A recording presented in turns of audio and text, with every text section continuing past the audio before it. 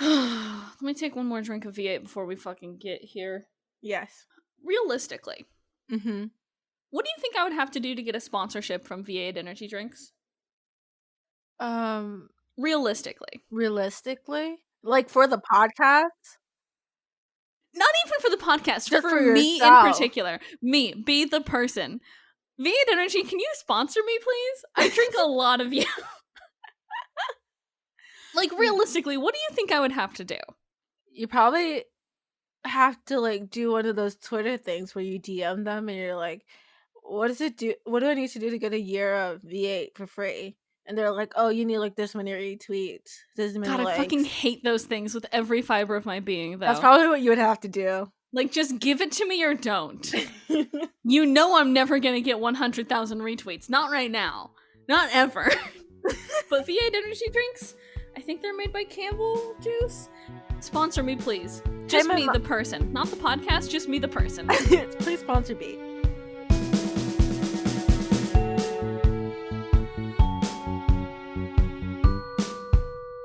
This episode of Afterbite not presented by V8 energy drinks, but God, I wish it was. Yeah, it'd make it so much more fun. Hey, hi, hello everyone, and welcome to Afterbite. It's a Vampire Diaries fan cast. It's only 10 years too late. Hi!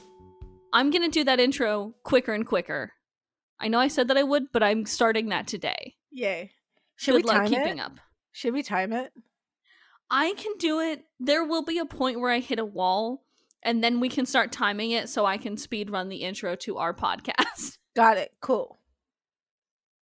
I was nowhere close, but we'll get there one day. All right. Hey, hi, Jordan. Hi. Hi. Today, we're going to be talking about episode 319 of the Vampire Diaries, Heart of Darkness. Which, yes, my heart is dark. Correct. There is no light in my heart, not anymore. None. Welcome to Kingdom Hearts. I'm pretty sure this is the plot of Kingdom Hearts.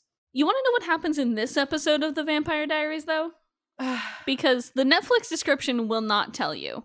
It's gonna lie to me, like, straight to my face, huh? It's gonna lie straight to your fucking face. The Netflix description for this episode is, Caroline is thrilled when Tyler returns to town, but Tyler soon suspects that something has been going on between Caroline and Klaus. How fucking dare you?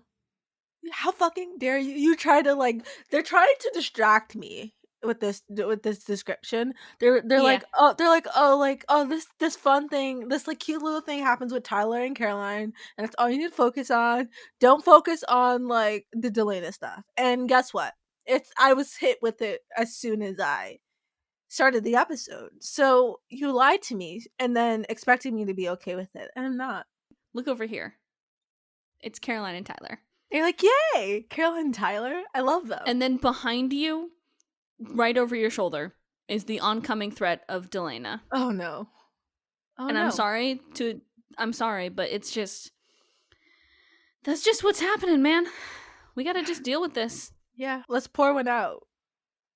Let's pour out a V8 energy drink, which we are not sponsored by, but yeah. Hey V8, please sponsor our podcast, or just me. Just me, that's fine. Me. Yeah. And here's the thing about this episode. There are things that I'm looking forward to talking about. Jeremy's back. And I'm like, yeah. Jeremy's back. A lot of people have come back this episode, actually. Like, a whole bunch. Yeah. And then you got, like, oh, Tyler's back. I missed you, dude. Same. I missed you so much. Esther's back for a quick second here. Yeah, Bonnie isn't back. Bonnie's left. Unfortunately. Rose is back again. Yeah, Rose is back. Rose looks a little different than Rose looked before, but she's back. Because it's been about 2 years since she's been on the show. Yeah. She got a haircut, okay? Don't judge her. No, I'm like, I get it, you know? I think it's just funny that she died a different person. And then, you know? Like, yeah. She died and then comes back. And her hair has grown a little bit. Yeah. It's funny. Okay. Look behind the curtain and how we make this show, audience. Brian wrote out a whole nice section of notes where we break down every single scene of the Vampire Diaries. Mm-hmm. And it's every single scene in this episode. I don't care about a good half of these scenes. Correct. Yeah. So do you want to just fly like we used to and just kind of piece together what happens based on the notes that we took while watching this episode? Yeah, let's do it. Because because there's a whole lot. There's a whole lot, but also not a lot. Yeah. How many? Oh my gosh. I'm looking at the notes. Yeah. I did not take a lot of notes this episode. I mainly just yelled names of people who came back on our screens for a few glorious minutes. I didn't write it down, but I definitely like had a visceral reaction to seeing people come back, you know? It's like, yeah, you're back. I missed you. That's a fun thing TVD does. They're like, hey, they're dead. They will come back once per season though for approximately a minute. Actually, and that's it. Characters who have died have come back twice this season now. Remember, Ghost World. We had Ghost World. Ghost World. I love how Jeremy is now just like a medium for talking to the dead, and we can just like bring characters back that way. He's a medium for like till the end of this plot line, and then he becomes something else entirely. It is so fun to me that they're like, we're gonna use Jeremy for just right now. He's just gonna be a ghosty boy. In about 3 more episodes, though, will no longer be a ghosty boy. Oh. We will end that very soon. That was it was fun. He'll become something better. Oh, okay. He'll become something better, something cooler. Oh, okay, I'm cool with that. Here's the thing with Jeremy for me. I like love him like a little brother, but also I'm like, you stupid little shit sometimes, you know? Like oh, I love you. You're doing great, sweetie, but also sometimes you're a real idiot and He's a real dickhead. Yeah. So that's my relationship with Jeremy. I love him like a little brother. Even though I like a little brother I don't have. Because remember, all of us are only children on this podcast for some reason. On a podcast about a show that is entirely centered on family relationships and like siblings, none of us have siblings, which I just find very funny. It's funny every time we bring it up because it's just the truth. We start off this episode with a good reminder that Alaric does need to be contained because he is an adult serial killer. Yeah. I feel like we kind of last episode we left off by him not being able to find the stake. Right. Cool. Rip. This episode he is in a cage and Elena's bringing him some boring ass books to read to try and put him to sleep. I love how the only like requirement I guess for this like evil, what are we calling him now?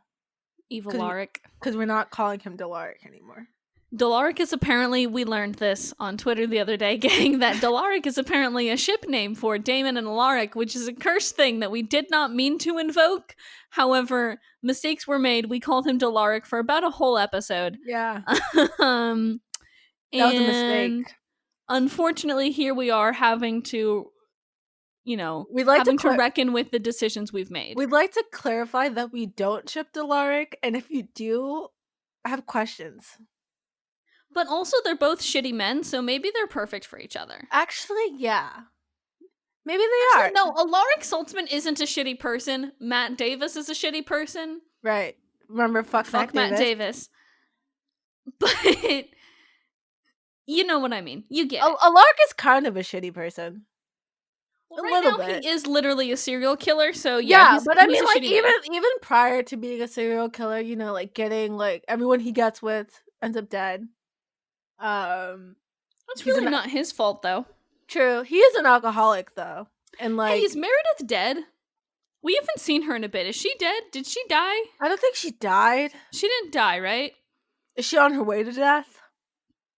She just has a job, right? I genuinely can't. I don't think she has not died yet, right? No.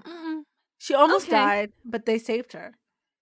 I'm happy for her then. Oh, yeah, because she got stabbed. She's probably just recovering from being stabbed like a normal human being. Right. Unlike everyone else in this show. Exactly. Got it. Cool. What were we talking about earlier? Oh, yeah. Damon and Elena are going to go on a road trip. Yeah. Because Stefan's like putting them in a car together and he's being like, sort your shit out. And, well. When I originally heard this, I was like, boo, we have to focus on love triangle again. I don't want to do that. Boo. Also, didn't we also already have this moment in like season 1 where Damon and Elena went on a literal road trip already? And I was like, we had it in season 1. We had it at the beginning of this season when they went to Chicago. stop it, We please. have it again. Stop with the road Except trip. this time they're going on a plane. They're going on a plane this time. Yeah. No, they aren't. Are they? Yes, they are. Then why are they driving back? Damon has a whole bit that he's using credit card miles for first class. Oh, right. Then why are they using a car on the way back? Because they had to make a quick getaway, I guess. I don't fucking know. Do you want me to plug all the plot holes of this show? Because I can't. No. It's okay. I can't. It's okay. Either way, stop putting them in on road trips together. I don't want to see it anymore. And unfortunately, I don't think they'll stop. Yeah, I was about to say I don't think they'll stop. I don't think pretty much at least a once a season staple. You could have had any other staple. There is a great road trip type moment in there's a few great road trippy moments in the originals that I like, and there's a few later in TVD that I like. You know, I think I just don't like the ones that involve Damon or Elena. Yeah. Here's the thing, like, I'm a sucker for a good, like, road trip episode because, it's a very American thing to go on a road trip, Like, yeah, it feels very classic Americana, yeah. Because this country's big as fuck and nobody quite realizes how big it is until they try and drive somewhere and you're like, oh, no. I need to take 6 hours to cross the state of Iowa. Yeah. Great. And that's a fairly small one. Like, that's a medium-sized state and it would take me 6 to 8 hours to drive across it. So, like I get it. I get why you want to tap into that, but I'm over all this romance BS between these two. I like friend road trips. I don't like romantic road trips. Same. I think that is the fairest way to put it.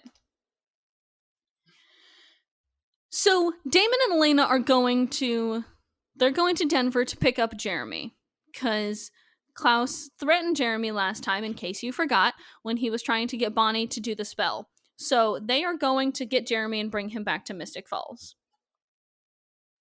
Cool. Great. Love to see it. Mm-hmm. At Mystic Falls High School, Caroline is being taken over by Rebecca in planning the decade dance. Which is sad, It's Caroline's last year. No, it's not. Yeah, it is. Oh, it is their senior year. I totally forgot. Wow, how does time happen on this show? What? Yeah, they're in their senior year. But I assume there's going to be another decade dance, right? Before they graduate? I mean, they're doing this one this season and then another one next season, right? No, I think they graduate at the end of this season. Oh, they do? Yeah, I think the last episode's called, like, graduation or something, right? Oh, time is weird on this show. Not consistent. Oh, no, wait, it's not called graduation. Oh, shit. Okay, yeah, that makes more sense because they've actually it's the last episode of season 4 is called graduation. Yeah, okay, that makes more sense. Is this the first half of senior year? Yeah, that's what I was saying. In like the course of a month. That's what I'm saying, because the first season was the first half of junior year, and the second season was the second half of junior year. So I assumed they were going to continue that same format. Wow. For some reason, they decided, let's split up these 2 years into 4 and make I guess. But they could have also just made it so that each year is a year in high school. Each season is a year in high school. But yeah, that would have made more sense. They're like, no. But no, they needed time for their decade dances. Yeah, they needed time for 2 decade dances per year, which is insane. Again, insane. No, it is not insane. But insane. It's not insane, dude. It's a spring fling and then the homecoming. But why are they both dance. Decade dances? Yeah, it's just they don't know themes. Rebecca's planning a 20s era decade dance, Mhm. whereas the original theme that Caroline had come up with was a 70s decade dance. they Oh, keep- teen drama. They keep roasting on the 70s. How dare you? Okay? I'm wearing bell bottoms today. How dare you? So Matt chases down Caroline after, a bitchy mean girl standoff with Rebecca, and she is actually like okay with what happened. She's like, "Hey, thanks for buying a day. Just keep Rebecca distracted for me. Bye." He's like, "All right, yeah, tell him hi." I love a good trick. I do too. I love a little twist, a little turnaround, real quick. Thank you for A that. little 180. I love it. Hey, do you know Tyler's coming back this episode? Oh, is Tyler coming back this episode? Hey. Yeah. Did you know Tyler's coming back this episode? Wait, really? Whoa. Yeah, Tyler's coming back. I know the Netflix description kind of spoiled that for us, but also you could just tell. You can just tell. Yeah, as soon as Matt's like, all right, yeah, tell him hi. You're like, ooh, who's him? Who would Caroline be very excited about going to see? Oh, The Tyler. answer? Probably Tyler. It's Tyler. Back at the Salvatore house, the main plot that Stefan and Alaric are going to be in on this season is, or this episode. Sorry, this season? God. I was like, oh, this lasts for multiple episodes. The whole last part of this season is going to be this exact plot line over and over and over again. Shocking. Not surprised. Stefan and Alaric this episode their mission is to get evil Alaric to tell them where the stake is. First, they're going to see if they can just lull Alaric to sleep and then have evil Alaric wake up. Right. Cool. Great plan. If that fails, Stefan is going to beat the shit out of Alaric. And they hint at this quite a lot here, but he is going to beat the shit out of Alaric. Just wreck him. And that's okay. Yeah. He should be allowed to do that. They're at that point in their relationship where that's okay. Yeah. Damon and Elena get to Denver to find Jeremy in some batting cages practicing his swing. He is awful. He's very bad at this, apparently. And I love that Jeremy, who is, he's buff. Yeah. And yet, he can't swing a baseball bat to save his life. Oh, Jeremy. So that's great. I'm just excited to see Jeremy again. Me too. I've missed him a lot, actually. More than I thought I would. I've missed his cute little voice and the fact that he's just a good little lad. Yeah. I've just missed him. And while they are talking, they reveal that they need to use Jeremy to contact Rose, who was the one who turned Catherine, who turned the boy, so they can find out who turned Rose. Very complex. Great. Remember last episode when I talked about that vampire who had a database on all the other vampires? Yep. And how useful that would have been? Yep. Remember that? Yeah. What do you think happened? Do you think they forgot about that and they were just like, oh, this is how we have to do it now? I think since they killed that vampire off, they were like, we can't take him back there now. But none of them know how to use a computer. Oh, is that I think Damon doesn't know how to type. Okay, but I'm trying to think, is there anyone who's like a sort of hacker on their team? No. Why? That's actually what they are missing. Why did they not have that? That's so essential to any. Because it's 2010. Okay, but hackers still existed in 2010. You're correct. People who were good at computers in 2010. You guys are telling me you couldn't have made a character, not even just in this season, but I'm just saying in general, they could have just had a character who was good with computers. I feel like that's pretty necessary for most modern I don't know, mystery shows or whatever, The fun part for me is that this episode of TVD this season came out in 2012. Yeah. You know what other show that I really love came out in 2012? Which show?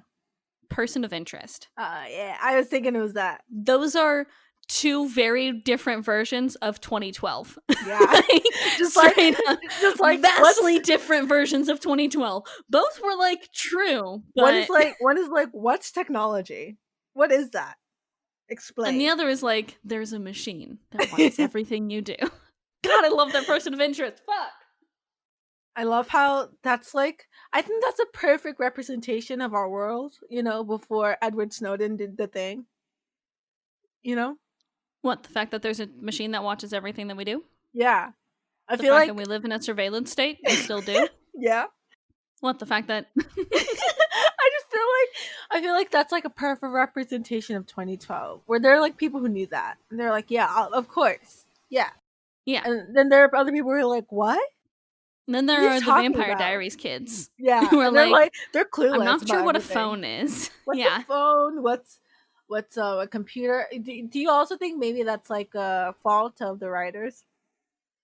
I think that is definitely the fault of the writers, because there are way too many plots in TVD that could be easily solved if they texted more, or like called more, had more constant communication.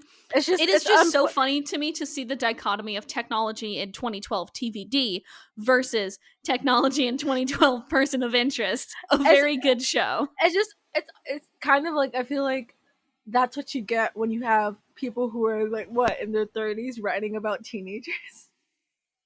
Yeah, a little bit, yeah. You're like, I didn't use this like when I was a teenager. I'm like, shut up, we do. Shut up. I was a teenager in 2012. So was I. I used a whole lot more technology than this. Me too. It's just so funny to me. Everybody should watch Person of Interest. It is genuinely, I say this, one of my favorite shows of all time. A very fucking good show. I watched like one episode of that while I was bored. Watch the whole fucking show. It is glorious. Okay. I'll put it on my list. It's finished and it's good from beginning to end. That's hard to find, a show that's good. It is hard to find. But it is very good beginning to end. All right. I'll check it out. So I highly recommend it. Guess who shows up to the batting cages? It's Jeremy's friend. Guess who's Jeremy's friend is? Who? Cole. Oh. I love how the vampire. I love how in my notes I was like, as Jeremy was like saying, I need to go see a friend, I was typing out, can we trust? And then Cole shows up and I'm like, oh, we can't. Got it. We cannot. Cole kicks Damon's ass. Yeah. And then Damon kicks Cole's ass. Yeah, it's pretty even. And then they run away. It's a pretty even fight. Denver gang is fleeing to a nearby motel to wait out so they can run away from Cole Moore and get back to Mystic Falls. Uh-huh. Great. Happy for them. This cannot go wrong. At all. Except it will. Oh, okay. Caroline is just like in the woods for whatever fucking reason. And you're like, Caroline, why are you in the woods? And then you see Tyler approaching her and you're like, okay, Caroline, I know why you're in the woods. Great. Having a great time. So she finally gets reunited with Tyler. They definitely bang in the Lockwood Werewolf Cellar, which really has to be a very weird experience. Why do they do that? Why there? Why there? Why the place where Tyler has gone through so much trauma did you decide, let's bang there? Matt's being nice to Rebecca and she doesn't know what the fuck is going on because nobody has genuinely been nice to her before, and that is the most heartbreaking shit. That's so sad. And Matt knows so sad. Matt knows it's sad too. Yeah, and so he's just nice. But he does have an ulterior motive, but I think Matt Donovan is just a nice boy sometimes. Yeah, I agree. He tries not to see the worst in people. Yeah. At the motel, Jeremy has managed to talk to Rose, and she says that on the other side she feels free. Which is nice. Good for Rose. I'm happy for her. Especially when you think about her arc, about how she was like hiding away from I'm gonna mess up today. Klaus. She was hiding away from Klaus. Because of what Tyler did for Catherine. Yeah. And like she was kind of trapped, you know, always on the run. So it's really nice to see her free, just like she was in her like death scene, you know, and in that little grass area. Yeah. And she says that while she was not sired by an original, she was sired by somebody named Mary Porter, who Damon immediately calls Scary Mary. Are we going to learn more about Mary? No. Her arc begins and ends this episode. Spoiler and it's so alert. Short. They don't explain why he's calling her Scary Mary. Yeah, exactly. I think maybe Damon just hates women. I think that's probably it. Maybe she was like a free, independent woman and Damon hated that. Yeah. I assume that's how I'm gonna interpret that, because that makes sense. You're probably correct. Yeah. We don't know shit about Mary Porter, But in my aka Scary headcanon, Mary. Mary Porter was a free, independent woman. I mean, she had sex Yeah, with she was Damon. like, I think women should vote. And Damon was like, no, what the fuck? Damon was like, no, Scary Mary, calm the fuck down. Nothing is scarier than women. He's like, no, Scary Mary, calm the fuck down, but also please have sex with me. You've done it. You've broken Damon Salvatore down to his bare essentials. At the Salvatore house, Stefan and Alaric are just kind of talking, and Stefan's like, oh wait, no. Alaric wonders why his alter ego became a vampire-hating serial killer. To which I say, it's so Alaric obvious. was like 3 steps away from vampire-hating serial killer in life. He was literally a vampire hunter. He literally joined the council because it was like, y'all are being too soft on the vampires. So like, but was that his evil alter ego breaking through? Oh, it wasn't. But what if it was already kind of seeping into his brain? That could have been cool. But yeah, it's like obvious that Alaric, you kind of are that person. Like if you would have never gotten to know Elena and like her entire story, you'd still be hunting vampires to this day. Yeah. Also, you probably have a more intense hatred of vampires because they murdered, your wife became a vampire. They murdered your girlfriend.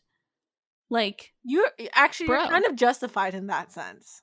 You're very justified in your hatred of vampires. Just, live it, dude. Yeah. Don't do something stupid like become headmaster of a school for supernatural vampire kids. Oh, wait. Oh, wait. Shit. How'd they get away with that one? He still hates vampires to this day. Oh, but don't worry about it. Huh? Don't worry about it. But school. Correct. For vampires. Uh-huh. And also hates vampires? Uh-huh. In charge of vampires, but also hates them. Yeah. Oh, okay. Don't question it too hard. We'll get to it when we get to it in 2 years. We will take years to get there, but when we do, we're gonna have a long, hard talk about Alaric Saltzman and how much he hates vampires still. Klaus shows up, and he's wondering where the fuck that other stake is. And Stefan's like, well, listen, don't get too hasty about it, because Alaric's evil doppelganger knows where the stake is, and if he dies, then we don't know where that stake is, and that stake could kill one of you, which could kill all of us. Klaus is like, okay, cool, good point.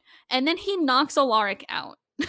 I was like, wipes him out. Initially, I was like, how did he make him pass out? And then it's revealed that he just killed him. And I was like, oh, okay. Yeah. Makes sense. Yeah. But also, that's the smartest fucking move there, because Alaric was still wearing the ring. Yeah. Just fucking murk him, dude. Also, that's fine. It also makes sense, because then it's more likely to activate, because he has to use the ring to come back. It makes sense. Exactly. But also, why didn't Klaus, I said it right? Klaus. You said it right the first time. Why didn't Klaus just, kill Stefan? Or, just do whatever, Like, I get it, there's a worry of the stake being out there, Mm-hmm. But anybody who knows about the stake already knows about the consequences of using that stake, correct? Yes, but the fear is, what if somebody later comes on and doesn't know the consequences of using the stake, just uses it to kill an original, and doesn't know the consequences? Yeah, I guess I'm just confused about how that would happen in any sense of the way. Even if somebody knew about the stake and about originals, how would they, I don't know, find Alaric's stake specifically? Especially where it was. Spoiler alert, Alaric's stake is down in that weird cave that vampires can't enter. There's just so much that would have to happen for that to I feel like the less riskier option is to just kill them. No, the less riskier option is to murk Alaric again. And have that little bit of fun. Oh, I guess. It's all for fun, Jordan. I guess, yeah, that makes sense with his character and all. That he's just trying to have fun and kill people. He's just having a good time. He might be murdering somebody, but he's also just having a good time. Back at the motel, Jeremy is questioning Elena on what the fuck is going on between her and Damon. He's very judgmental little brother, as he should be. But also, what is going on? Because I didn't see anything going on. And I think am I blind? They just have so many lingering stares. And Jeremy senses the vibes. Okay. Well, and he does not like what the fuck he senses. Same Jeremy. Same dude.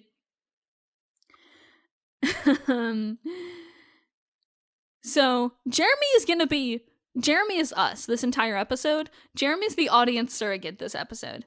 Because we're all like, what the fuck? Like, what's going on? And Jeremy's like, what the fuck? He's also confused. He's also like, he is with us. He's like, why? When? Where? How? You know? And also, why the fuck? Yeah, why? Who said yes to this? Not me. Unfortunately, Julie Plec did. Julie Plec. I know. Bane of our existence, girl. Mm-hmm. At the Michelson Manor, Rebecca gets reunited with Esther. She shows up again. Mom's back in town. And like any good parent, like any good child whose parent shows up unannounced, Rebecca is thoroughly fucking confused. Mm-hmm. And she's like, are you good? Are you good? And then Esther reveals that no, she is not good. She's not good at all because she touches Rebecca once and then falls to the ground dead. So I just think glad we got that storyline wrapped up here. I just think it's hilarious how we barely saw Esther and then she was just dead in seconds. But also, isn't it just like such like a oh yeah, that happens where like a parent comes back into your life. You're like, why are you back here? And they're like, oh, I'm dying. they're like, oh, like sure, like I haven't talked to you in years. And I kind of left you on your own, but now I'm dying. So we can Jordan, are you okay? Jordan, you good? Yeah, no, this hasn't happened to me yet. Yet. I'm not there yet. Caroline and Tyler have some pillow talk that involves Tyler piecing together that if they kill Klaus, he will also die. Yeah. Which is some great pillow talk. He also says that he feels more free than he has in forever, but he's not quite sure that his sire bond with Klaus is broken. So he's turned a bunch of times in the Appalachian Mountains. But is that enough? I forgot that was a part of his plot. Yeah, he's just going on like a werewolf vision quest, basically. I forgot that was happening. I'm sorry you forgot, but I would have loved to see it, though. It would have been very visceral. Yeah. But like, yeah. It would have been also, this werewolf vision quest introduces us later in season 4, introduces us to one of the best characters in the TVD universe. Ooh, I'm intrigued. So I'm very excited about that. At the motel, Damon and Elena have a moment that I can only describe as homophobic. Because they do the hand thing where they're both scared to hold hands. And I hate to break it to y'all, that is reserved for the gays and the gays only. Yeah, any straight person appropriation of that is frankly homophobic. And I can say this because I'm gay. Homophobic. Homophobic. Here's the thing with this scene. Yeah. I remember watching this, again, being a dumb 13-year-old, not having any context. The only context I had was that this was a ship that people shipped from Tumblr. And I was like, all right, I'll pick it out. I'm not going to watch, because during this time, I was like on that kick of where I was like, oh, I don't feel like watching this entire thing, but I'll watch all the scenes of people that look cute together, and I'll be good. That's fine. Fair. So, fair enough. So I did that. I watched a couple of YouTube compilation scenes of Delena. This one came up, and I was really into it as a 13-year-old. Because, It has what every 13-year-old is looking for, which is just like a lot of sexual undertones that are just way too grown up for you. Mm-hmm. But still, you're watching it. So, like, without context, I was like, "Aw, this is really hot." With context, Bad. it's bad. It's And bad. it's not like it's like here's the thing, it's not like it's a bad scene, you know? Mm-hmm. Because without context, I can be into it. You know what I mean? Yeah. Like, oh, But once you know that Damon's Damon, Damon, you're like, oh, yeah. you're like, oh. So, and it's kind of sucks because now I can never, like, you know, sometimes you go back and you look at moments from a ship that you've never watched the TV show for, but you're like, oh, that was a cute moment between them. I don't know what's going on. That was a cute moment. I Mm-hmm. can't do that anymore with this show. I now have context for a lot of the things that I was like, like I even was like skimming the wiki for the Vampire Diaries to like try Mm-hmm. to understand some context, but like I didn't know shit, you know. If you just went onto the Vampire Diaries wiki just to see the context for Delena, you would be so fucking confused. You'd also kind of be into it because if you're just going to like the Delena Wiki ship page or page, whatever. Yeah. like the ship page for the wiki, like you're like, oh, look at all these scenes that they have together. Sure. Mm-hmm. But when you get older and you decide to watch this show that you've never watched, that you thought you'd never watch, but here you are, years later watching it, you realize that your 13-year-old self was stupid. Just not stupid. I'm not gonna call my 13-year-old self stupid because she didn't know what she was talking about. Okay, Exactly. She was just uninformed. She was just naive. but I'm informed now, and I'm here to tell you, I just don't feel the same. Like I couldn't even watch the scene because I knew what was going to happen. This is the whole big Delena moment where Elena goes out to like get some fresh air. Damon follows her outside, and then they fight against their inner thoughts for a little bit, and then they kiss. Yes. Brian left a note here to say that this scene is perfect. And frankly, I think Brian also leaving us here to talk about this scene without him is also homophobic. Yes, I know Brian's bisexual. I know this, and yet he still has insulted me, specifically a lesbian, by making me talk about this scene.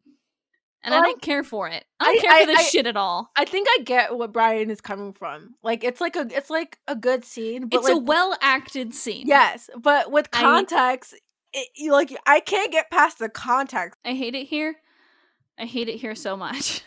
Damon and Elena continue to make out until Jeremy interrupts them, and he straight up looks like that one meme of like you rolling up to your parents' bedroom at 3 a.m. like, hey, I threw up. Or he also looks like that Mom said it was my turn on the Xbox meme. And he informs them that Rose found Mary in Kansas. Hey, shout out to the great state of Kansas. Love you, Kansas. Sometimes. There's like 3 cool things about the state of Kansas.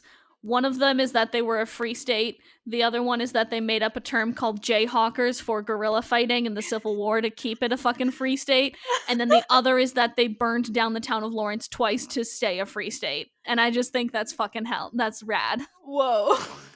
Yeah, Kansas is fucking hardcore. Kansas is metal as fuck, dude. Yeah, it sounds very metal, actually.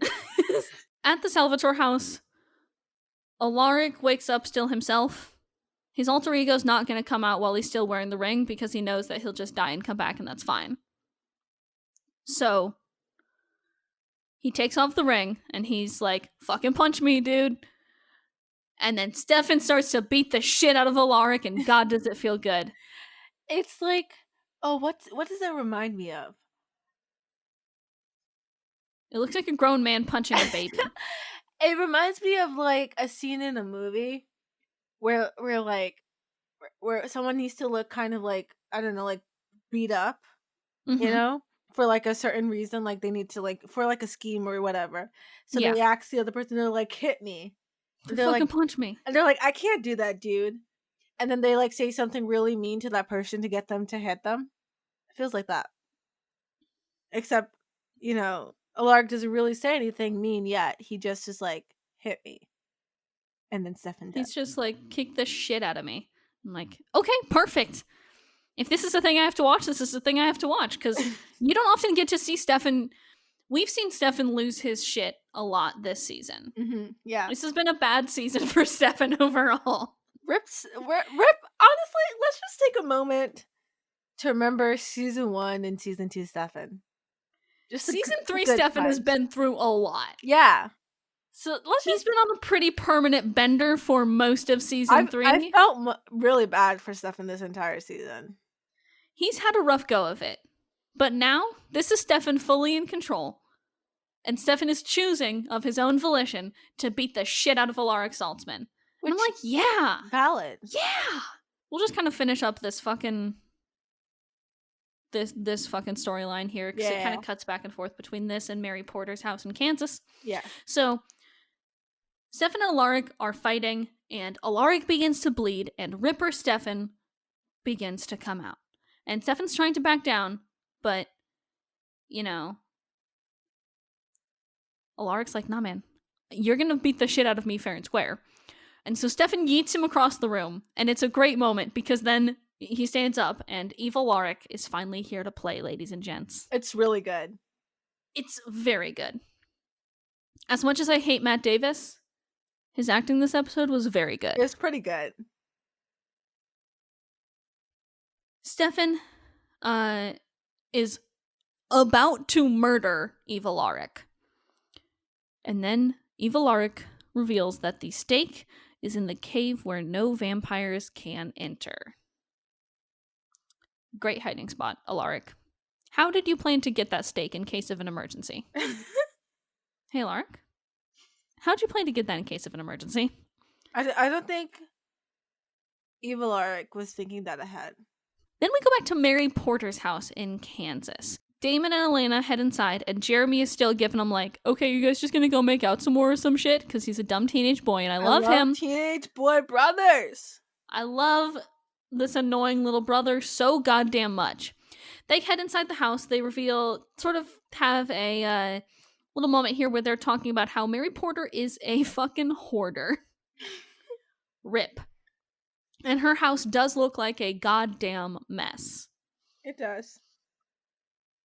And they hear a noise from one side of the house, and they turn on the light to see Mary Porter staked against the wall with a baseball bat. And then they turn, and Cole is sitting right there, looking every inch the very smug dick that he is. I know that Cole is, like, probably one of the worst originals in terms of, like, temperament. Mm-hmm. So I hopefully, I don't know if we will, but hopefully we'll see more of him because I'm excited to see him be the worst, you know?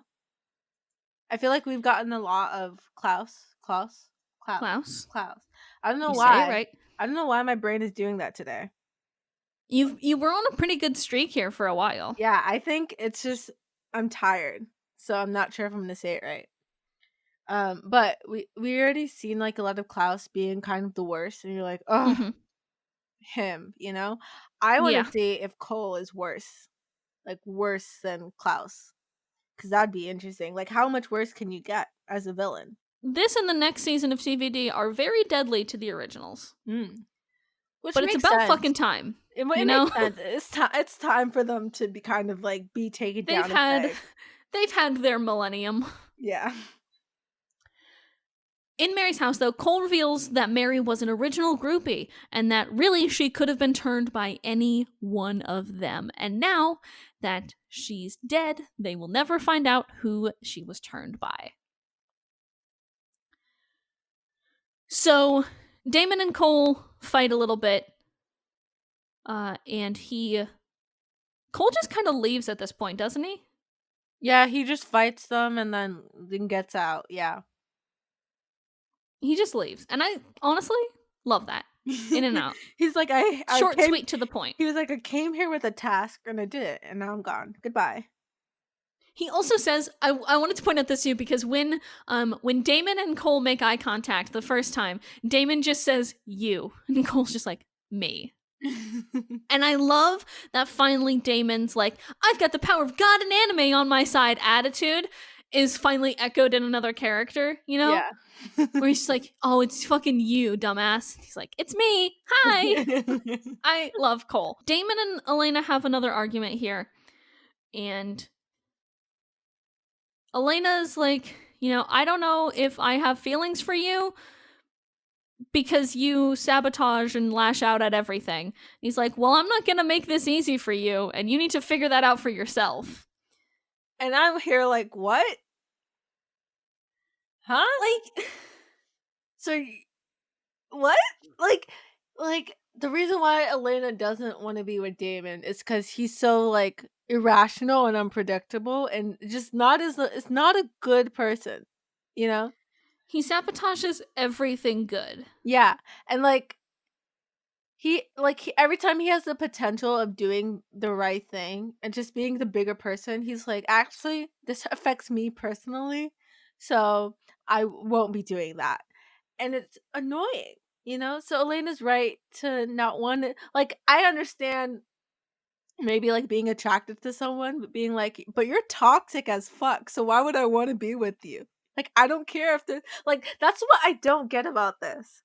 Is that sure, you can be attracted to someone, but if they're not a good influence in your life, cut that shit out. You know what I mean? Just like end it right there. But for some reason, Elena's like, but I can maybe somehow turn you into a better person. Like, that's just like 101 things not to do. That's the 101 things not to start a relationship on. It is just so. Hey, y'all. If you think somebody's hot and you would like to kiss them a whole bunch, that's cool. If that somebody constantly lashes out at the world and sabotages themselves and things that you do because they just aren't a good fucking person, just don't. Cut your losses. Stop. Run. Just run. Like, I get it. I know they're hot and sometimes you would like to kiss on them a whole bunch. However, your girl B is here to tell you, it's not gonna turn out well for you in the long run. No. And that's also why I don't get why, like, Stefan is so, like, I get it. Maybe you're, like, don't want to be with someone who's, like, might be attracted to your brother, you know? But, like, it's not to a point of attraction where I think Elena would, like, cheat on you. You know? But also, maybe... It's good that he's given her the space to just, like, figure her shit out. Yeah. But she doesn't know how to figure her shit out. She's... because your brother's a shithead and not making it easy because he's continually being a shithead. Yeah. And, like, this, like, constant, like, circular storytelling of Damon being like, and the back and forth. I'm not a good person. But, like, maybe if we're together, I'll be a good person. But also, no, that's not actually how I want to be. Like, choose a motherfucking side. Like you're gonna have to make a decision. Not only does Elena have to make a decision, you have to make a decision because it's annoying at this point. Decide if you're gonna be a good person or not, because at this point you're just not a good person. You're a bad person pretending to be a good person to get with somebody. You know? Yeah, and it's just like you hit it right on the head there. Of like, this is a circular storytelling. We have been circling around this fucking toilet bowl of a story for 2 seasons now, probably about. Yeah. For nearly, actually, you could argue, we've been circling around this toilet bowl of like, I'm not a good person for like 3 seasons now. Yeah. Fucking go to therapy or don't. Make up your goddamn mind. Fucking fix your shit or don't. It is... Do you remember, I think I used this metaphor way back in season 1, where I'm like, if your bathroom door is broken, and you complain about your bathroom door being broken all the time, either fucking fix it or don't complain about it. Yeah. Look up the YouTube tutorial to fucking fix your bathroom door, or fucking suck it up. If you're gonna be a bad fucking guy, then just be the bad guy. Be a better bad guy. But if you're gonna be a good person, then fucking work on that. Yeah. Get your fucking shit together. Like, it's one of my major pet peeves, like, in just, like, people, right? Like, if you're gonna try and be better at something, just, like, fucking do it. like, it's, like, always, like, and I guess this is kind of like a human thing where some people are just like, yeah, I'm gonna work on this thing, and then they just don't. And this is something my like grandfather told me. He's like, don't ever say sorry. Just say you're gonna do better. And that's the advice that I would give Damon. Stop trying to be like, oh, I'm sorry, I'm not a good person. I could be better or whatever. Like, especially in this specific scene where he says, but if like he's like questioning Elena, like what she would think if he like was quote unquote a good person, which is Hey, so Damon, annoying. people would probably like you better if you were less of a dick. Yeah, and I don't know how plainly you need to hear this. People would probably like you better if you were less of a fucking dickwad.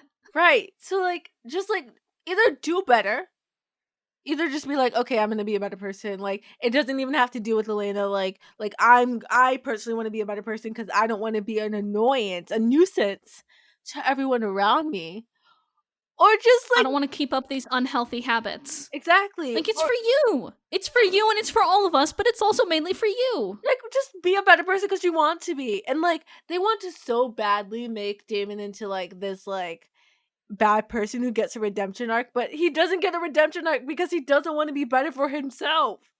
Like you would think at some point Mm-hmm. he would learn the lesson and then start on his journey, but he's yet to learn the lesson. So he's just stuck in this stupid loop. And he's dragging all of us there with him. And I stopped using this phrase, but like the Damon Salvatore like PR redemption arc, it's not going too hot. It's not going well. No. Even if he gets the girl, it ain't gonna go well because he's still gonna be a shitty fucking person. Yeah. And like that's not like I don't get what he thinks like being a shitty person if that I don't get if he understands that's not an attractive trait to have as a person. Like being like I don't know who needs to hear this right now. But being a shitty person is not fun for anybody else around you and it doesn't make people want to be with you. Okay? That's just a fact.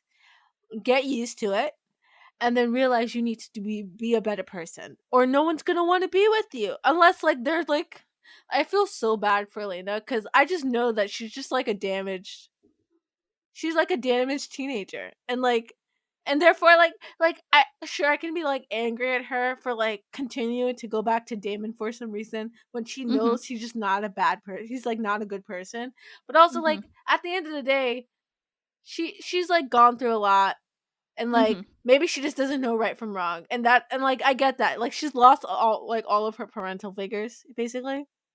Yeah. So like no one's taught her this isn't a good thing, so I get it. Yeah. This is her problematic high school boyfriend. Yeah. And yet we're told that he's actually the good guy for doing that. The show is very inconsistent in its messaging. Yeah. Of like, well, is Damon a good person or not?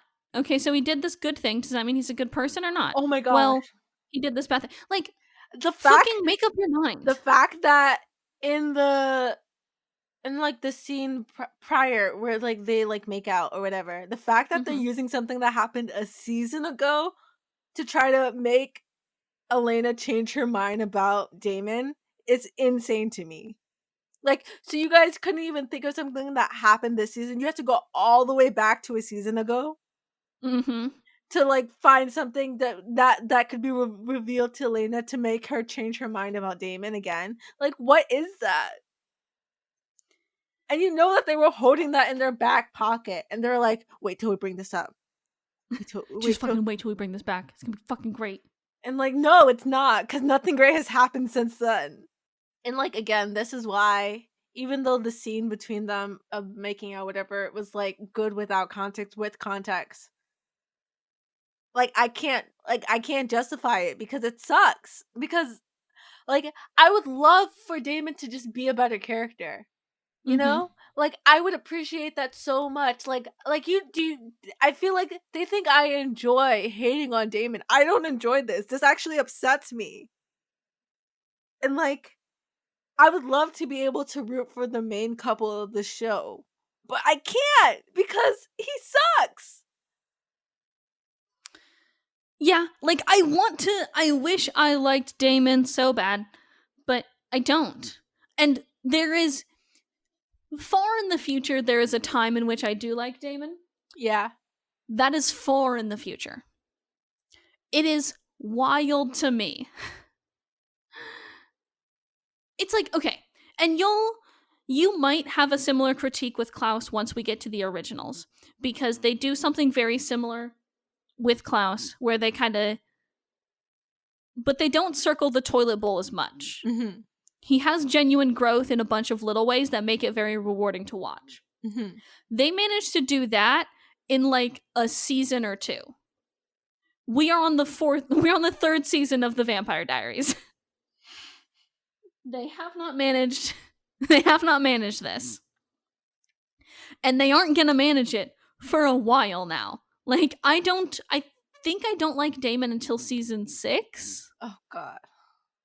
I personally don't like Damon until like season 6. And even then, I only like him for a little bit of time, and then I go back to not liking him. Seriously. When I say they take forever on the Damon Salvatore rehabilitation program, they take for fucking ever. How are you guys so bad at your job? I don't know. Like, I don't get it. This is what also annoys me about TV shows. It's like, not to dunk on writers of TV shows, but sometimes y'all are not good at your jobs.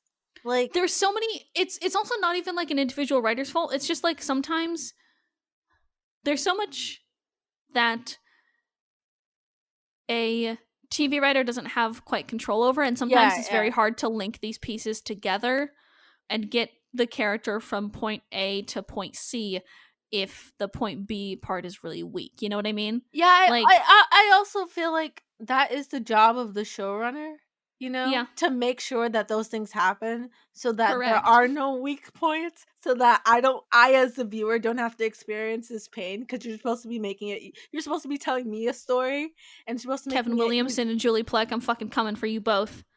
I feel like we give Julie Plec a whole lot of shit, but we don't give Kevin Williamson enough shit. Oh yeah. Like, Kevin Williamson, we're fucking coming for you.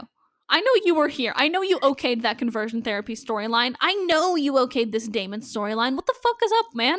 What the fuck is up, bud? I feel like, here's the thing, like, whenever I'm coming for the writers, I'm never coming for like most of the time I'm not coming for like the individual writers who wrote on this show, because I understand how that system works. Like, you are part of a machine, and it's usually like up to the showrunner to like make the big decisions, and then you write your like little part for the week, and then it all comes together. But that's like mainly on the showrunner. So I'm never really coming for the writers in the writers room, because I understand how that system works. I'm mainly coming for Julie Plec and Kevin Williamson, because you guys, I feel like we should make that more exceptionally clear more often. Yeah, we are not. There are so few moments in which we go for a specific, like a writer specifically, because like, I get it's fucking hard. You're in a wild working environment. Like, it is a miracle TV shows get made and are as good as they are sometimes. Yeah. Julie Plec and Kevin Williamson circled the toilet bowl on this Damon storyline, and we just want to hold them accountable for that. Yeah. Like, they're like, I feel like I should be allowed to critique your job, what you did. Like, you presented me something, and now I'm critiquing it heavily. And like, I don't know. I think we should all be okay with that. With me saying this was bad and you didn't do a good job, and do better next time, because I'm annoyed. And I'm allowed to be annoyed, because this is supposed to be made, like, this is supposed to be entertainment for me. That's who you're making it for, me specifically. Making it specifically for Jordan. And well, you're making it specifically for an audience, you know? And like, specifically for an audience that basically is, we are the prime audience for the Vampire Diaries. Right. Like, we're girls in our early 20s. Exactly. We were, we started watching this show. We've had experiences with it since we were fucking teenagers. Right. I'm 22 now. I'm pretty much right in CW target demographic because I have money and I watch TV. Right. That's just like it. I'm in that middle demographic there. The fact that we're still like, this fucking sucks is wild to me. And I'm not even gonna say I'm not gonna say I'm not gonna give excuses, you know? Like, I feel like there are no excuses because there are examples of TV shows that were made around this time that did things way better than you. Maybe not like the same like genre, you know what I mean? But like there are no excuses. You did a bad job. That's it. And do better. That's it. The good part about this episode, though, is that it's almost over. Yeah. They really kept it pretty tight on... They had a lot of very long scenes this episode. Really? Or, like, a lot of, like, the very, like, same locations here. Yeah. Yeah, because our notes are very much shorter than they usually are because they have multiple scenes at the same locations, which is nice, actually. Yeah, I will say I like the timing and, like, the pacing of this episode, even though I didn't like the content. Yeah, the pacing of this episode is very good. Rebecca is gonna be the one who takes Alaric to the caves to get that stake back. Yeah. Which seems like the worst fucking idea. Yeah, because he can just kill her. He could just kill her. Klaus says that he now knows their plan to figure out their bloodline so they can see if they can kill him. And Klaus calls... Stefan kind of calls Klaus's bluff on holding out here because the Ripper is just underneath the surface waiting to come out. And Stefan's like, I've been trying to repress this side of me for so long, and now that I've accepted it, I can control it, and you can't. Which, please, dear God, make this an allegory for homosexuality harder, please. Use the word repression one more time. I fucking dare you. You can't see me because this is an audio medium, but I am cocking a gun that when I shoot it, it just has a little, like, gay flag that comes out of it, like a little bang banner. It's just a gay flag. I love fucking that. Test me one more time, motherfuckers. Use the word repressed and acceptance one more goddamn time. The amount of gay stuff in this episode. It's wild.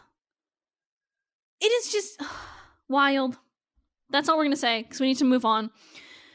Because we go to the car as Damon and Elena are driving back to Mystic Falls. They are sitting silently in the front seat, and Jeremy's just vibing in the back seat when appearing to him is Rose. She sort of is like, hey, Jeremy, I know you want to protect Elena from Damon. We all do. But it's not that Elena makes Damon a better person. It's that Damon changes her too. He challenges her, surprises her, and makes her question her beliefs. Stop lying to me. And while her love for Stefan is pure, and, you know, Stefan's always going to be right for her, Damon may either be the best thing for Elena or the worst. Can you just, number one, stop telling me the story? Why did you use this character to tell me what's going on instead of, like, showing me that? Bad move on your part.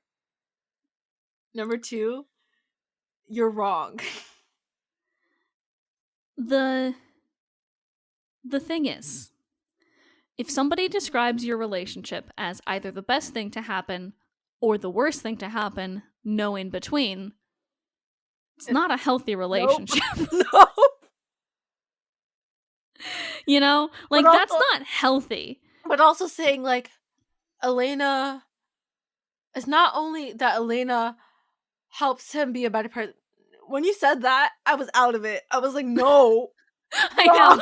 They really, like, front-loaded that, and I'm like, that does not how that works. She obviously doesn't. He's still a fucking dick. But also, even if she did, I don't want that in a I hate those types of relationships where it's up to the woman to make the man a better person. Stop that. No. Incorrect. Why is she being used as a tool for him? Stop it. No. Why is she the only thing that's causing his character growth? And even then, his character growth is fucking non-existent. Like, all of that was like, every single word that came out of Rose's mouth was a lie. Like, she straight up just lied. Like, I love how the writers... Rose is also dead as fuck, so it's okay. We can ignore her words now. But also, these are the words of the writers. Let's be honest. These are the words of the writers. This is what's supposed to be happening. They're trying to tell me this is what the story is saying. And I'm here to tell you you're wrong. You don't understand what your story is actually saying. You're wrong. I don't think the writers realized that they were writing a toxic relationship. Yeah, they didn't. They thought, I think this is a plague. They really thought they were doing something here. This is a plague of 2010, early 2010 shows, like late 2000 shows, where all the relationships are toxic. But apparently, because it's all teenage girls watching it, no one realizes it's toxic. And then it's like nobody ever called that bluff, and then all of us got into toxic relationships, and we were like, "Hey, what the fuck?" And then 10 years later, you're like, "What the fuck? You fucking liar!" Shall we go to the next scene?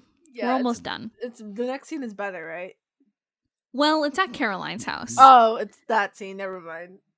And more toxic masculinity. Great. Caroline's like, I'm not gonna lose you, Tyler. Not even if Klaus isn't the one who turned the boys. You know, like I'm not gonna lose you, not again. And then Tyler finds Klaus's drawing, and he's like, "Well, does Klaus have a thing for you? Huh? What happened while I was gone?" Huh? And Caroline's like, "No, I don't like him. He's just fucking weird. Even when he's trying to be charming, he's just a fucking weirdo." And Tyler's like, "I think I'm gonna spend the night somewhere else." And I'm like, Tyler, you're an idiot. You're so fucking dumb. You're a dumbass. Okay, other people say nice things about your girlfriend. Oh darn. Like, stop being a jealous little baby. Okay? Caroline literally just said he's fucking. She literally said the word like he's weird. But also, like, if you're threatened by her calling some other guy weird, hey bud. But also prior to this, Caroline literally just said, "I'm not losing you again." Like, clearly there's some level of strong commitment there. Why are you jealous over whatever Klaus is doing? Just, yeah, like, what the fuck? Like, what's wrong with you? Let's talk about what's wrong with men. And this episode is just a hailstorm of toxic masculinity. It's so bad. Usually it's not as bad because they intersperse it a little bit. Yeah. But we got these, like, 3 scenes in pretty quick succession. So I'm like, God, I fucking hate this fucking show sometimes. It's like, men truly are the worst. They're a disease. They are a disease. And then let's go to the very last episode. No, scene. Fuck. The very last scene of this episode. I always try and do some fucking cool shit like that and fail miserably. Brain just farted. I try and do cool segues sometimes, and then my brain's like, that's not what this podcast is about. I'm like, please, chill. Rebecca and Alaric arrive to the cave as he finds the stake. And Alaric does what I think all of us thought he was going to do. He's like, well, why should I give it to you? You can't come in this cave. I can fucking kill you. Like, why should I give this to you? He's like, there's only one stake. Only one original has to die. I'll make sure it's not you. And then Rebecca hits him back with I don't want one original to die. I want them all to die. And you're like, what the fuck? And she steps into the cave. Like, what the fuck? And it is revealed that she is not Rebecca. She is Esther. What the fuck? What the fuck indeed? This is another body swap, baby. Body switching. Body switching.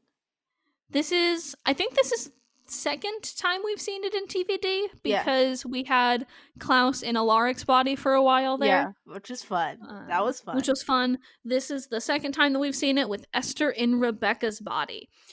And then the episode ends. It's fun. Fun cliffhanger. What the fuck? I'm excited for the next episode.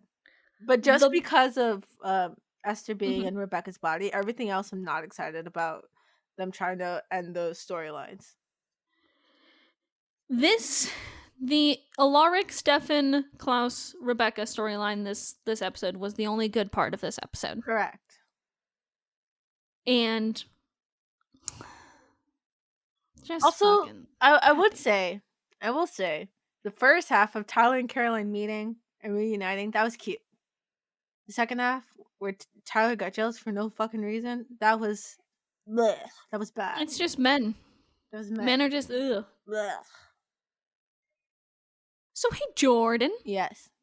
what are you ranking episode 319, Heart of Darkness? Here's the thing. I want to rank it high because we got so many like characters coming back, and I was excited. But then everything else sucked. Yeah. It's so bad. Like me having to watch Delena. Just bad. Tyler being an idiot. Bad. And like the other things were good. Like the whole, like I really like the Stefan and Alaric talk that they had. The little talk that they had. Yeah. And I don't know. I like that part, but it was so little of the episode. Then I can't even rank it high enough to like that. Like that doesn't overcome everything, you know. Like Yeah. it was so much stuff that I didn't enjoy. I don't even think I Yeah. can like. Can I? I don't think I can rank this a 7 because it wasn't. It wasn't even like that bar of like good for me, you know. My heart is saying 5. Your heart is saying 5. I'm gonna go with my heart and say 5. You're gonna go with the 5. I almost want to go lower. Because I cannot describe to you how much I didn't give a shit about like a good 60% of this episode. Yeah. So my logic goes, for every 10% of the episode that I give a shit about, that is a point. So I only gave a shit about 40% of this episode. Maybe not even 40. It was, I want to know how much time Delena took up. I think Delena might have taken up like a good 60 to 70% of this episode. Oh god. Oh my god. Am I gonna rank this like a 3? I might go lower on my ranking, not thinking about how much time they took up. Because I just didn't like it. Like, I couldn't even enjoy, like, I would like it so much more if Damon was a more developed character. But he's not. Also, the fact that they did the hand thing, that felt homophobic to me. I really didn't like that. I think I'm gonna give this episode a 2. I was gonna go lower and say a 4. Okay. Wow, these really mirror our rankings. I ranked the hybrid, that second episode of season 3, a 2, and you ranked it a 4 as well. Yeah. So had some high highs and some low lows this season, y'all. And this episode, it's the fact that we've been circling around this toilet bowl for so long. It's also, there's so little that I enjoyed. Yeah.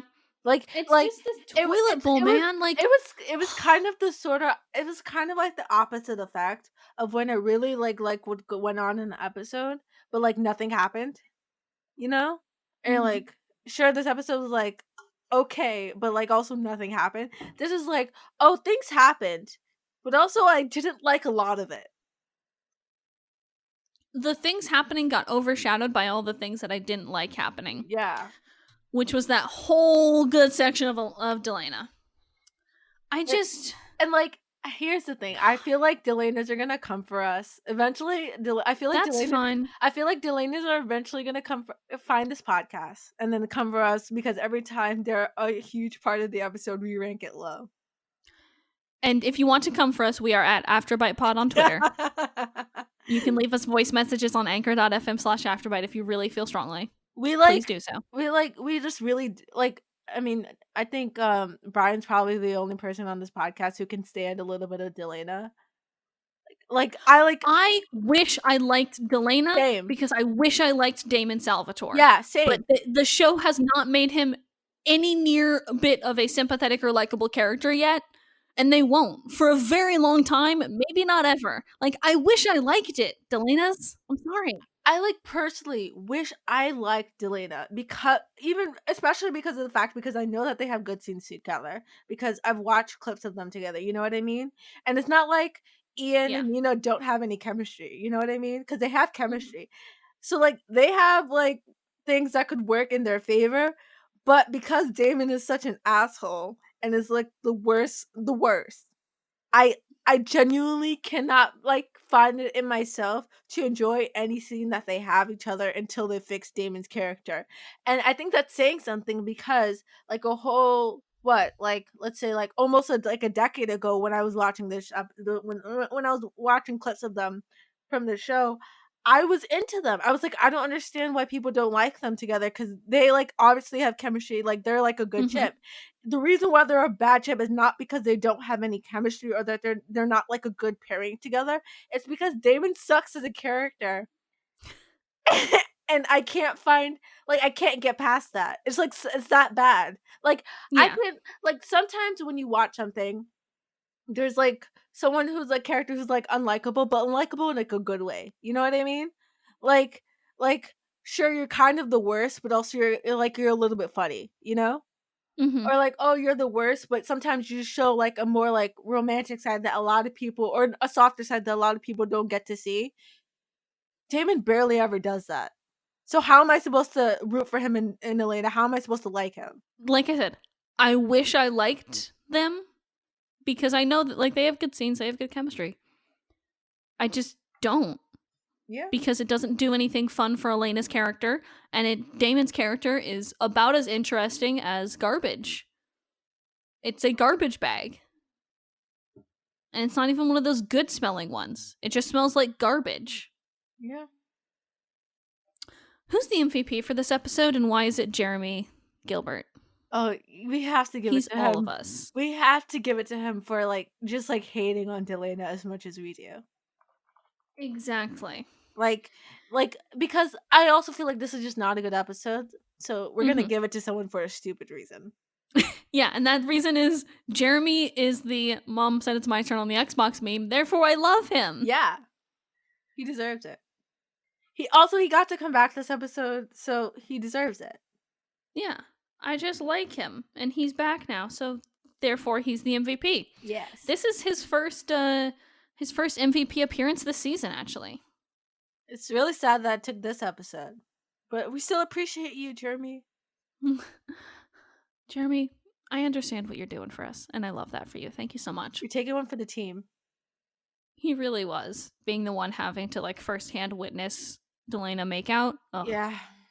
Braver than U.S. Marines, Jeremy. Love you for that. That's it for this week, y'all. Catch us next time when we talk about episode 320, Do Not Go Gentle.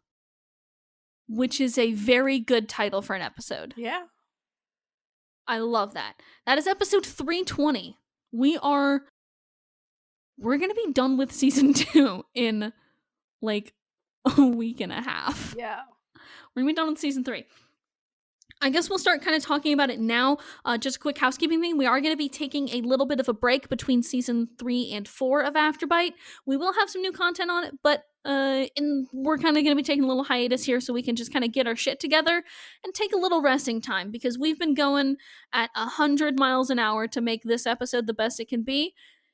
And wow, it's a lot, huh? Yeah. Also, I feel like we haven't really taken, like, a break. Like, we've taken, like, maybe like a episode break or like a week break, you know. But we haven't taken, like, a break since, like, the beginning of quarantine. Yeah. So it's been a long time. Like, that was, like, what, March? Yeah. That was when we started season 2. Yeah. So we've been going real hard for a while, so we're going to be taking a little bit of a break. Rest assured, though, we will come back and we will finish everything. We're just going to take a few weeks off so we can chill the fuck out for a bit and not have to suffer through Delena. So until then, y'all, stay inside, stay safe, and wash your fucking hands. Also, 2 things. Contact your senator about saving the USPS, because it is vital to our democracy. Also, defund the police as a first step to abolishing the police. You know, you could also contact your senators about that too. By the way, you know, it's not just something we say. I like that I say my part of the outro very quickly, and you're just like, oh, that's just because, like.